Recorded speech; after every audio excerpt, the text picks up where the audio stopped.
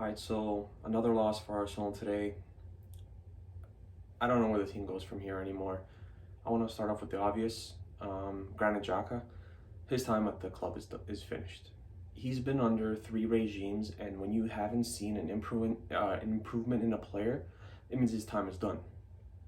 So he hasn't improved anything since the Wenger era. He's had the Wenger era, he's had Unai Emery, he's had Arteta, and he hasn't improved. And he's not a leader. And I said this, I think it was on my podcast from a few days ago.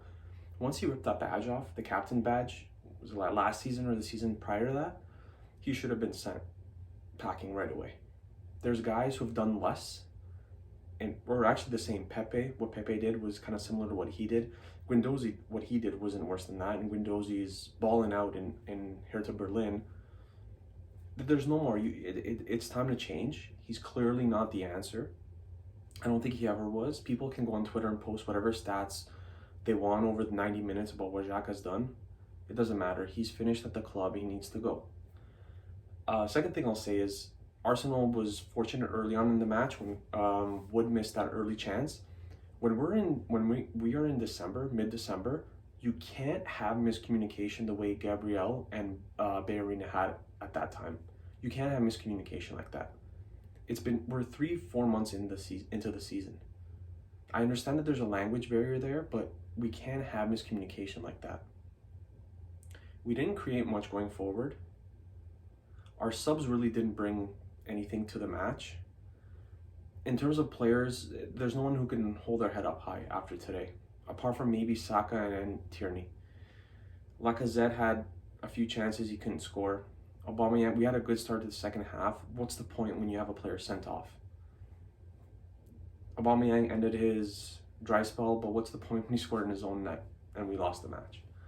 So there's a lot, and I feel bad for the 2,000 fans or whatever it was who were in attendance. We have such an uphill battle right now, and I came out and I said prior to match it 3-4 nothing for us, because I thought we would bounce back after getting through in Europa League, and we'd have some pep in our step. It hasn't happened, and this club is struggling in ways that since I've been a fan, I haven't seen in my life, and it's all over the pitch. I said on my podcast, if you can create a starting 11 out of the players we have who have deserved to start this season, who would be in that starting 11? There's not many names. There's Tierney, Gabriel, and Leno, and I included Thomas Partey because from what we did see in 2.5 games that he played, he played fairly well. And I said Aubameyang out of respect for what he's done for the club in the 2+ years he's been here, 3 or whatever it's been. But there's no one else who can come into that dressing room and know that their name is in the starting 11. The thing is, I think after this Xhaka thing, after he serves his suspension, I think he's going to be back there again in the starting 11. So I don't know where the club goes from here in terms of those aspects, but going forward again, you need a creative player. You can't, there's no one who can create a chance for you. There's no one to make that key pass in the final third who can set Lacazette or Aubameyang up. Willian's not that player. He wasn't that bad today, but he's just not the guy. And you can't lose to a team that's in a relegation battle, even though we are in one ourselves. I have confidence, obviously, that the club will stay up. That's not an issue, but when the season started, and I've said this before, I thought top 4 we would easily achieve. We couldn't be further from the top 4. Changes need to be made. Money needs to be spent.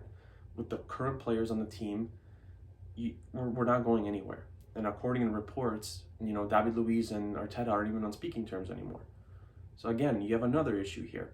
What happens with Arteta? I don't know. This next match, I believe it's against Southampton. Look, if we lose, he's gone. There's no way he can survive this.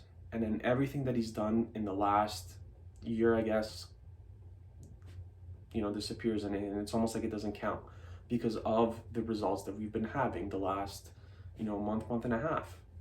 You can't lose 4 in a row at home. And I get that playing at home doesn't necessarily have the same feel because, fans aren't there, but you can't lose at home again. You have to get maximum points. Look, Everton, Southampton, Chelsea, it's another tough run. We're going to have to get points any way that we know how. Like I said, Xhaka's time should be over at the club.